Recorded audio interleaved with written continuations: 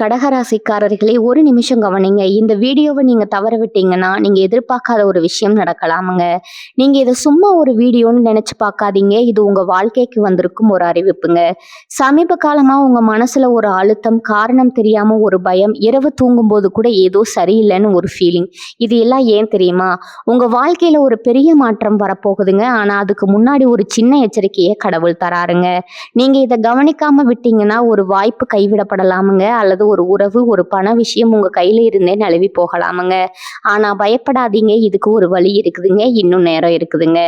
இப்போ உங்க மனசுல இருக்கிற அந்த ஒரு பெரிய கவலைய நினைச்சுக்கிட்டு, கடவுள் எனக்கு துணைன்னு கமெண்ட்ல எழுதுங்க. அந்த ஒரு நம்பிக்கை உங்க பாதைய மாற வைக்குமுங்க. இன்னும் நீங்க நம்ம சேனலை சப்ஸ்கிரைப் பண்ணலைன்னா இப்பவே பண்ணுங்க. ஏன்னா இந்த மாதிரி எச்சரிக்கைகள் எல்லாம் எல்லாருக்கும் கிடைக்காதுங்க.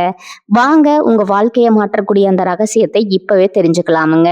நம்முடைய பிறப்பு என்பது தற்செயலானது அல்லங்க. இன்று நாம் அனுபவிக்கும் சுகங்களும் துக்கங்களும் நமது முற்பிறவி கர்ம வினைகளோட தொடர்பு உடையதுங்க. அந்த வகையில சந்திரனை ஆட்சி நாயகனா கொண்ட கடகராசிக்காரர்களே, உங்களுடைய முற்பிறவி ரகசியத்தை பத்தி பொதுவா என்ன சொல்லப்பட்டிருக்குன்னு உங்களுக்கு தெரியுமா? கடகராசினர் இயல்பாவே பாசத்துக்கு ஏங்குறவங்க, மற்றவங்க மேல அதிக அன்பு செலுத்துறவங்க. ஆனா சில நேரங்கள்ல நீங்க எடுக்கிற முடிவு ஒரு சிங்கத்தோட வேகம் மாதிரியும், சில நேரங்கள்ல ஒரு புலியோட விவேகம் மாதிரியும் இருக்குமுங்க. ஏன் இந்த ரெட்ட குணம்னா, நீங்க போன பிறவியில ஒரு நாட்டாண்ட ராஜாவா இல்ல படைய வழிநடத்தின தளபதியா? இந்த ஒரு கேள்விதான் இன்று பல கடகராசிக்காரர்களின் ஆழ்மனதுல ஓடிக்கொண்டிருக்கும் ஒரு பெரிய ரகசியமுங்க. பொதுவாகவே ஜோதிட சாஸ்திரத்துல கடகராசி என்பது சந்திர பகவான அதிபதியா கொண்டதுங்க. சந்திரன் எப்படி தேய்ந்து வளர்கிறாரோ அதே போலதான் கடகராசிக்காரர்களின் மனநிலைமையும் ஒரு நிலையில இருக்காதுங்க. ஒரு நிமிடம் அமைதியா இருப்பார்கள், அடுத்த நிமிடம் ஆக்ரோஷமா மாறுவாங்க. இந்த குணத்திற்கு பின்னால ஒரு மிகப்பெரிய கர்மா ஒளிந்திருக்குதுங்க. கடகராசிக்காரர்களின் குணத்தை பற்றி சொல்ல வேண்டுமானால், இவர்கள் ஒரு கடலை போன்றவர்கள்ங்க. மேலோட்டமா பார்க்கும்போது கடல் அமைதியா தெரியுமுங்க. ஆனா அதன் ஆழத்துல எத்தனையோ ரகசியங்கள், எத்தனையோ புயல்கள் ஒளிந்து கொண்டிருக்குமுங்க. இவர்கள் காதலித்தாலும் சரி, நட்பு வைத்தாலும் சரி, அதில் 100% உண்மையா இருப்பாங்கங்க. ஆனா அதே சமயம் இவர்களுக்கு துரோகம் இழைக்கப்பட்டா அதை இவர்களால அவ்வளவு எளிதில் தாங்கிக் கொள்ள முடியாதுங்க. அந்த துரோகம் இவர்களை ஒரு காயப்பட்ட சிங்கமாகவோ அல்லது பதுங்கும் புலியாகவோ மாற்றிவிடுமுங்க. உங்களுடைய வாழ்க்கையை திரும்பி பாருங்கள். பல நேரங்கள்ல உங்களுக்கு தேவையற்ற குழப்பங்கள் வருமுங்க.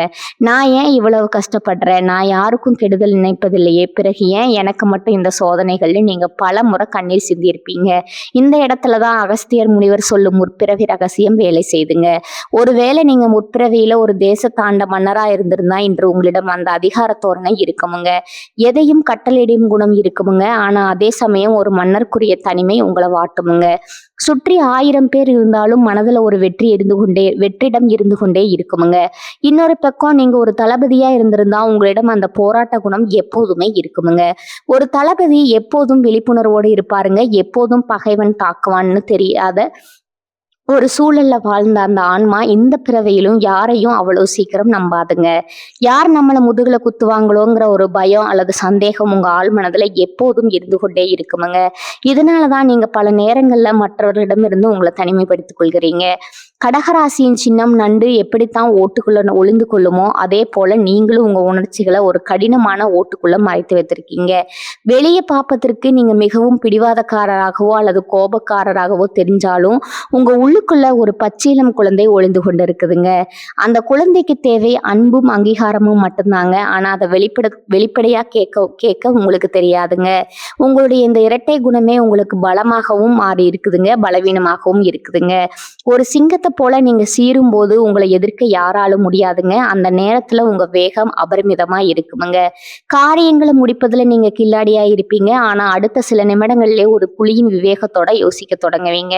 நாம் செய்தது சரியா, இதனால யாருக்காவது பாதிப்பே ஏற்பட்டிருக்குமோன்னு உங்க மனசாட்சி உங்களை குத்தி காட்டுமுங்க. இந்த தர்ம சங்கடமான நிலைதான் கடகராசிக்காரர்களின் சாபமும் வரமுமா இருக்குதுங்க. நீங்க ஒரு ராஜாவா இருந்த போது செய்த சில தவறுகளோ அல்லது ஒரு தளபதியா இருந்தபோது நீங்க எடுத்த சில கடினமான முடிவுகளோ தான் இன்று உங்களை சில உறவுகளிடமிருந்து பிரிக்குதுங்க. முற்பிறவியில நீங்க காட்டிய அதே வீரத்தை, அதே அதிகாரத்தை இந்த பிறவியிலும் காட்ட நினைக்கிறீர்கள். ஆனா காலம் இன்னும் வேறா இருக்குதுங்க.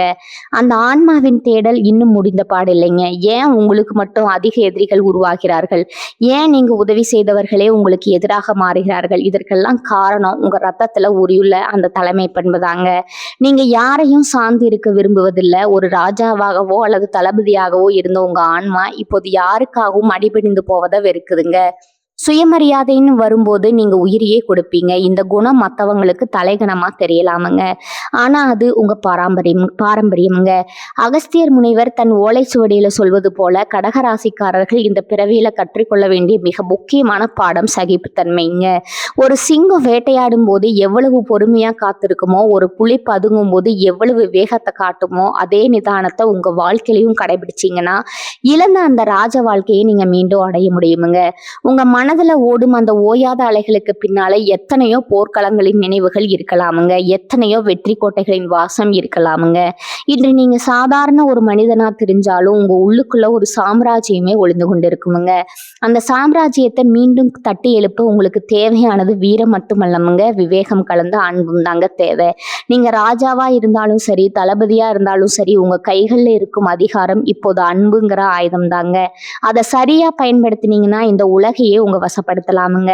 உங்க ஜாதகத்துல குருவும் சந்திரனும் பலமா இருந்தா நீங்க முற்பிறவியில ஒரு தர்மவான மத்தவங்களுக்கு நீதி சொல்ற ஒரு உயர்ந்த பதவியில இருந்திருப்பீங்க. அதனாலதான் இந்த பிறவியிலும் உங்க பேச்சுக்கு ஒரு தனி மரியாதை இருக்குமுங்க. இந்த சிங்கத்தின் அம்சம் என்பது சாதாரணமானது கிடையாதுங்க. ஒரு காட்டுல சிங்கம் எப்படி மற்ற விலங்குகளை கண்டு அஞ்சாம தன் கம்பீரத்தை விட்டு கொடுக்காம வாழுமோ, அதே போன்ற ஒரு ராஜயோகம் உங்க ஆன்மாவில பதிந்து கிடக்குதுங்க. முற்பிறவியில நீங்க ஒரு மிகப்பெரிய தேசத்தை ஆண்ட மன்னராகவோ அல்லது ஒரு ஊருக்கே நீதி சொல்லும் தர்மகர்த்தாகவோ இருந்திருக்க வாய்ப்பு இருக்குதுங்க. ரொம்பவும் அதிகமாவே இருந்திருக்குமுங்க. அந்த பிறவியில நீங்க எடுத்த முடிவுகள் பலருடைய வாழ்வு மாற்றி இருக்குமுங்க. அதனாலதான் இந்த பிறவியில நீங்க ஒரு சாதாரண குடும்பத்துல பிறந்திருந்தாலும் உங்க பேச்சுல ஒரு அதிகாரம் இருக்குமுங்க. மற்றவர்கள் உங்களை அறியாமலேயே உங்களுக்கு மரியாதை கொடுப்பாங்க. உங்களுடைய குணம் எப்படி இருக்கும் தெரியுமா? எதையும் நேருக்கு நேர் சந்திக்க விரும்புவீங்க. முதுகுக்கு பின்னால பேசுவதை நீங்க ஒருபோதும் அனுமதிக்க மாட்டீங்க. ஒரு சிங்கம் பசியால வாடினாலும் புல்லை தின்னாதுன்னு சொல்லுவாங்கங்க. அதே போல எவ்வளவு வறுமை வந்தாலும் எவ்வளவு கஷ்டங்கள் வந்தாலும் உங்கள் சுயமரியாதையை யாருக்காகவும் அடகு வைக்க மாட்டீங்க. யாரிடமும் கையேந்தி நிற்கவும் மாட்டீங்கங்க. இந்த ராஜம்சம் தான் உங்களை மற்ற ராசிகளிடமிருந்து தனித்து காட்டுதுங்க. குரு பகவான் உங்கள் ஜாதகத்துல பலமாய் இருக்கும் போது உங்களுக்கு இயல்பாகவே ஆன்மீகத்தின் மீது நாட்டம் இருக்குமுங்க.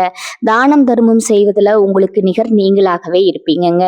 அடுத்தவர்களுக்கு உதவும் போது உங்களுக்கு ஒரு விதமான மனநிறைவு கிடைக்குமுங்க. இது உங்க முற்பிறவியில நீங்க செய்த புண்ணியத்தின் தொடர்ச்சிங்க.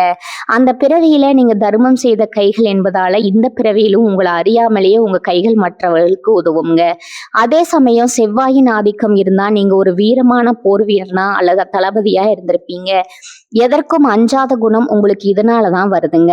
பல தடைகளை தாண்டி ஜெயிக்கிற குணம் உங்க ரத்தத்துல இருக்குதுங்க. இந்த புலியின் அம்சம் என்பது ஒரு விதமான விவேகம் கலந்த வேகம்ங்க. ஒரு புலி எப்படி இரையை வேட்டையாடும் போது மிகவும் நிதானமா பதுங்கி சரியான நேரத்துல பாய்ந்து வெற்றி பெறுமோ, அதே போன்ற ஒரு குணம் உங்களுக்குள்ள ஒளிந்து கொண்டிருக்குமுங்க. முற்பிறவியில நீங்க ஒரு படைய தலைமை தாங்கி நடந்த தளபதியா இருந்திருக்கலாமுங்க. அந்த போர்க்களத்துல நீங்க சந்தித்த ரத்தமும் வியர்வையும் சவால்களும் உங்க ஆன்மாவுல எப்போதுமே ஒரு விதமான போராட்ட குணத்தை விதைத்திருக்குமுங்க. உங்களுக்கு வாழ்க்கையில எப்போதுமே ஒரு போராட்டம் இருந்து கொண்டே இருக்குமுங்க. எதுவும் உங்களுக்கு எளிதில் கிடைத்து விடாதுங்க. ஒவ்வொரு விஷயத்தையும் நீங்க போராடித்தான் பெற வேண்டி இருக்குமுங்க. ஆனா அந்த போராட்டம் உங்களை சோர்வடைய செய்யாதுங்க. மாறாக அது உங்க வீரத்தை இன்னும் அதிகப்படுத்துமுங்க. தளபதியா இருந்த உங்க ஆன்மா சவால்களை கண்டு ஒருபோதும் பின்வாங்காதுங்க. ஒரு பிரச்சனை வந்தா அதை பார்த்து விடலாம்ங்கிற துணிச்சல் உங்களுக்கு இயல்பாகவே இருக்குமுங்க. செவ்வாய் பகவான் உங்களுக்கு வீரியத்தை கொடுக்கிறாருங்க. மற்றவர்கள் பயந்து ஒதுங்கும் காரியங்களை நீங்க தைரியமா முன்னின்று செய்வீங்க. இந்த புலியின் அம்சம் இருப்பவர்களுக்கு ஒரு விசித்திரமான குணம் இருக்குமுங்க. அவர்கள் மற்றவர்கள் கண்களுக்கு மிகவும் அமைதியா தெரிவாங்க. ஆனா உள்ளுக்குள்ள ஒரு எரிமலை குமிரி கொண்டிருக்குமுங்க. அநியாயத்தை கண்டா இவர்களுக்கு பிடிக்காதுங்க. யாராவது பலவீனமானவர்களை துன்புறுத்தினா இவர்கள் ஒரு தளபதியா மாறி அவர்களை பாதுகாக்க போராடுவாங்கங்க. முற்பிறவியில பல உயிர்களை காத்த அந்த வீரம் இப்போது உங்கள் செயல்கள்ல வெளிப்படுமுங்க. உங்களை எதிர்ப்பவர்கள் உங்கள் வேகத்தை கண்டு மிரண்டு போவாங்க. நீங்க எடுக்கும் முடிவுகள் சில நேரங்கள்ல அதிரடியா இருக்குமுங்க. ஆனா அதுல ஒரு நியாயம் இருக்குமுங்க. சிங்கமா இருக்கும்போது நீங்க ஒரு ராஜாவா அமர்ந்து ஆட்சி செய்வீங்க. புலியா இருக்கும்போது நீங்க களத்துல இறங்கி போராடுகிறீங்க. இந்த 2 நிலைகளும் மாறி மாறி உங்க வாழ்க்கையில வருமுங்க. குருவும் சந்திரனும் இணையும் போது உங்கள் முற்பிறவி புண்ணியம் வேலை செய்யுமுங்க. அப்போது உங்களுக்கு புகழ் தேடி வருமுங்க. ஆனா செவ்வாயின் தசை அல்லது புத்தி வரும்போது உங்கள் போர்க்கள குணம் வெளிப்படுமுங்க. அந்த நேரத்துல நீங்க யாரையும் அஞ்ச மாட்டீங்க. உங்க லட்சியத்திற்காக எதையும் இழக்க துணிவீங்க. கடகராசிக்காரர்களின் ஆன்மா என்பது ஒரு பழமையான ஆன்மாங்க. இது பல பிறவிகளை கடந்து வந்திருக்குதுங்க. அந்த பிறவிகளின் நினைவுகள் கனவுகளாகவோ அல்லது சில நேரங்கள்ல ஒரு உள்ளுணர்வாகவோ உங்களுக்கு தோன்றுமுங்க. இந்த இடத்தை நான் ஏற்கனவே பார்த்தது போல இருக்கிறதே அல்லது இந்த நபரை எனக்கு முன்னமே தெரியுமேங்கிற உணர்வு உங்களுக்கு அடிக்கடி வருமுங்க. இதற்கெல்லாம் காரணம் உங்க ஆன்மாவில் பதிந்துள்ள அந்த பழைய பதிவுகள் தாங்க. ஒரு ராஜாவா நீங்க அமர்ந்திருந்த அந்த சிம்மாசனமும் ஒரு தளபதியா நீங்க ஏந்திய அந்த வாளும் இப்போது உங்க கனவுகள்ல ஏதோ ஒரு வடிவத்துல வந்து போகலாமுங்க. உங்க வாழ்க்கையில வரும் தடைகள் அனைத்தும் நீங்க முற்பிறவியில சந்தித்த எதிரிகளின் கர்ம வினையா கூட இருக்கலாமுங்க. அந்த பிறவியில நீங்க வென்ற போர்க்களங்கள் இன்று உங்களை ஒரு வெற்றியாளரா மாற்ற துடிக்குதுங்க. எனவே உங்கள் மீது நம்பிக்கை வைங்க. உங்களுக்குள்ள ஒரு சிங்கம் உறங்கி கொண்டு இருக்குதுங்க. ஒரு புலி விழித்து கொண்டு இருக்குதுங்க. உங்க ஆன்மாவின் ரகசியத்தை நீங்க உணர்ந்து கொண்டா இந்த உலகத்துல உங்களை யாராலும் வீழ்த்த முடியாதுங்க. நீங்க பிறந்தது ஒரு சாதாரண வாழ்க்கை வாழ அல்லங்க, ஒரு சகாப்தத்தை படைக்குங்க. உங்க ஜாதக கட்டத்துல உள்ள கிரகங்கள் உங்க முற்பிறவி பயணத்தை சொல்லிக்கொண்டே இருக்குமுங்க. அதை சரியா புரிஞ்சு கொண்டீங்கன்னா உங்க எதிர்காலம் பிரகாசமா இருக்குமுங்க. முற்பிறவி கர்ம வினைகள் நீங்கி இந்த பிறவியில இன்னும் சிறப்பாக வாழ அகஸ்தியர் முனிவர் சொல்ற எளிய வழி என்ன தெரியுமா? திங்கட்கிழமை சிவபெருமானுக்கு வில்வ இலை சாத்தி வழிபாடு செய்யறது உங்க மன அமைதிக்கும் முன்னேற்றத்திற்கும் பெரிய உதவியா இருக்குமுங்க. ஆனா இந்த வழிபாட்டுக்கு பின்னாடி இருக்கிற ஆழமான ஆன்மீக ரகசியங்களை நீங்க முதல்ல புரிஞ்சுக்கணுமுங்க. கடகராசி என்பது சந்திரனின் ஆதிக்கம் பெற்றதுங்க. சந்திரன் மனோகாரகன், அதாவது நம்முடைய மனதை ஆள்பவருங்க. முற்பிறவியில நீங்க ஒரு ராஜாவாகவோ அல்லது தளபதியாகவோ இருந்தப்போ தெரிஞ்சோ தெரியாமலோ சில உயிர்களுக்கு நீங்க கொடுத்த தண்டனைகள் அல்லது செஞ்ச தவறுகள் ஒரு கர்ம வினையை உங்க ஆன்மால ஒட்டிட்டு இருக்குமுங்க. அந்த பாரத்தை இறக்கி வைக்கிறதுக்கு சிவபெருமான் ஒருத்தரால தான் முடியுமுங்க. ஏன்னா அவர் தான் சந்திரனை தன் தலையில சூடி இருக்கிற சந்திரமலீஸ்வரருங்க. அகஸ்தியர் முனிவர் தன்னுடைய ஓலைச்சுவடிகள்ல என்ன சொல்றாருன்னா, கடகராசிக்காரங்க திங்கட்கிழமை அதிகாலையில பிரம்ம முகூர்த்தத்துல எந்திரிக்கிறது ரொம்ப விசேஷம்ங்க. சூரிய உதயத்துக்கு முன்னாடி குளிச்சு முடிச்சுட்டு மனசுல சிவபெருமான நினைச்சு தியானம் செய்யணுமுங்க. முடிஞ்சா ஒரு சிவபெருமான் கோயிலுக்கு போய் அங்க இருக்கிற லிங்க திருமேனிக்கு உங்களால முடிஞ்ச அபிஷேக பொருட்களை வாங்கி கொடுக்கலாமுங்க. ஆனா எல்லாத்தையும் விட முக்கியமானது வில்வ இலைங்க. வில்வம் என்பது சிவபெருமானுக்கு ரொம்ப பிடிச்சமான ஒரு மரம்ங்க. ஒரு வில்வ இலையை சமர்ப்பிக்கிறது என்பது கோடி புண்ணியத்துக்கு சமம்னு சொல்லுவாங்கங்க. இந்த வில்வ இலைய உங்களுடைய 3 பிறவி குற்றங்களையும், அதாவது மனதால வாக்கால செயலால செஞ்ச பாவங்களை நீக்கக்கூடிய சக்தி கொண்டதுங்க. திங்கட்கிழமை தோறும் ஒரு வில்வ இதழை எடுத்து ஓம் நமச்சிவாய அப்படிங்கிற மந்திரத்தை ஒரு முறைக்கு 108 முறை சொல்லிட்டு சிவலிங்கத்துக்கு மேல வைங்க. அப்படி வைக்கும் போது உங்க முற்பிறவி கர்ம வினைகள் ஒவ்வொன்னா கரைய ஆரம்பிச்சிருக்குமுங்க. உங்க மனசுல இருக்கிற இனம் புரியாத பயம், பதற்றம், தூக்கமின்மை இதெல்லாம் மெல்ல மெல்ல மறையுதுங்க. நீங்க கண் கூட பார்க்கலாமுங்க. கடகராசிக்காரர்களுக்கு இயல்பாகவே மன அலைச்சல் அதிகமா இருக்குமுங்க. ஒரு நிமிஷம் சந்தோஷமா இருப்பாங்க, அடுத்த நிமிஷம் சோகமா மாறிடுவாங்க. இந்த மன ஊஞ்சலாட்டத்தை நிறுத்தி ஒரு தெளிவான முடிவு எடுக்க வைக்கிற சக்தி இந்த வில்வ வழிபாட்டுக்கு உண்டுங்க. அகஸ்தியர் முனிவர் இன்னொரு முக்கியமான பரிகாரத்தையும் சொல்றாருங்க. அது என்னன்னா அன்னதானம்ங்க.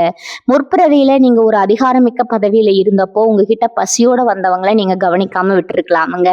அந்த பசிப்பினி கர்மாவை தீர்க்க இந்த பிறவியில வறுமையில இருக்கிறவங்களுக்கோ அல்லது ஆதரவற்ற குழந்தைகளுக்கோ திங்கட்கிழமை அன்னைக்கு தயிர் சாதம் தானம் பண்ணுங்க. தயிர் சந்திரனுக்கு உரிய பொருளுங்க. இதை நீங்க தானம் செய்யும் போது உங்களுடைய ஜாதகத்துல இருக்கிற சந்திர தோஷங்கள் நீங்குமுங்க.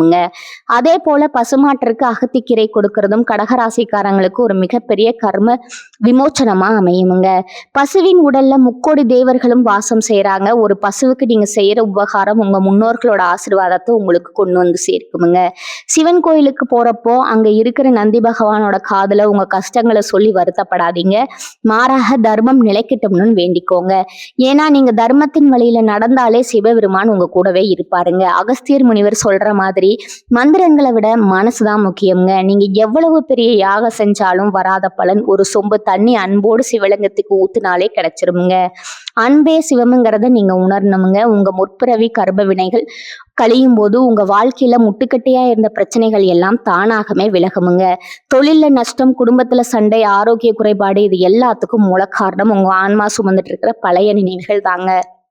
அந்த நினைவுகளை தூய்மைப்படுத்த திங்கட்கிழமை விரதம் இருக்கிறது ரொம்பவும் நல்லதுங்க. ஒருவேளை முழு விரதம் இருக்க முடியலனாலும் அன்னைக்கு ஒருவேளை மட்டும் உணவு எடுத்துக்கிட்டு மற்ற நேரங்கள்ல சிவசிந்தனையோட இருங்க. சிவபுராணம் வாசிக்கிறது அல்லது கேட்கறது உங்க மூளைக்கு ஒரு அமைதியை தருமுங்க. முற்பிறவையில நீங்க ஒரு ராஜாவா இருந்தப்போ கிடைச்ச அந்த புகழை விட இந்த பிறவையில சிவபக்தனா இருக்கும்போது கிடைக்கிற நிம்மதி ரொம்ப பெருசுன்னு நீங்க உணர்வீங்க. அகஸ்தியர் முனிவர் அருளிய இந்த ரகசிய பரிகாரங்களை நீங்க தொடர்ந்து 16 திங்கட்கிழமை செஞ்சுட்டு வந்தீங்கன்னா உங்க வாழ்க்கையில ஒரு பெரிய மாற்றம் நடக்குமுங்க. தடைபற்ற காரியங்கள் எல்லாம் கை கூடுமுங்க. உங்களுக்கு வர வேண்டிய பணம் வந்து சேருமுங்க. மிக முக்கியமா உங்க மனசுக்குள்ள ஒரு தைரியம் பிறக்குமுங்க. ஒரு சிங்கம் காட்டையே அதிர வைக்கிற மாதிரி நீங்களும் உங்க துறையில ஒரு வெற்றியாளரா ஜொலிப்பீங்க. இது வெறும் பரிகாரம் மட்டும் கிடையாதுங்க. இது உங்க ஆன்மாவுக்கான ஒரு மருந்துங்க. சிவபெருமானோட அருளும் உங்களுக்கு முழுமையா கிடைக்கும் போது நீங்க எதை நினைச்சாலும் அது நடக்குங்க. நம்பிக்கையோட இருங்க. சிவனை பிடிச்சுக்கோங்க. அவர் உங்களை ஒருபோதும் கைவிட மாட்டாருங்க. கடகராசிக்காரர்களே, உங்க வாழ்க்கையிலும் இந்த மாதிரி சில மாற்றங்கள் தெரியுதா? கமெண்ட்ல சொல்லுங்க. கடகராசிக்காரர்களே, இந்த வீடியோவை இவ்வளவு நேரம் முழுசா பார்த்ததுக்கு ஒரு அர்த்தம் இருக்குதுங்க. நீங்க வாழ்க்கையை சும்மா வாழ்ந்துட்டு போறவங்க இல்ல, ஒரு இலக்கை கொண்டு வாழ்க்கையை வாழ்றவங்க. சில நேரம் வாழ்க்கை உங்களை சோதிச்சிருக்கலாமுங்க. சில விஷயங்கள் நம்ம கையில இருந்தும் நழுவி போயிருக்கலாமுங்க. அதனால நீங்க மனசு உடைஞ்சு போன நேரங்களும் இருக்குமுங்க. ஆனா ஒரு விஷயம் மறக்காதீங்க, அந்த ஒவ்வொரு அனுபவமும் உங்களை உருவாக்கி இருக்குதுங்க. இன்னைக்கு நீங்க எவ்வளவு ஸ்ட்ராங்கா இருக்கீங்கன்னா அது அந்த கஷ்டங்களால தாங்க. இப்ப நீங்க நிக்கிற இந்த நிலை ஒரு முடிவே இல்லைங்க. அது ஒரு பவர்ஃபுல்லான ஸ்டார்டிங் பாயிண்ட்டுங்க. ஜோதிடம் என்ன சொல்லுது தெரியுமா? உங்க வாழ்க்கை மெதுவா ஒரு நல்ல பாதைக்கு திரும்புதுங்க. நீங்க எதிர்பார்த்த அந்த மாற்றம் அதிக தூரத்துல இல்லைங்க. ஆனா அந்த மாற்றத்தை அனுபவிக்கணும்னா ஒரு விஷயம் மட்டும் தேவைங்க. அதுதான் உங்க நம்பிக்கைங்க.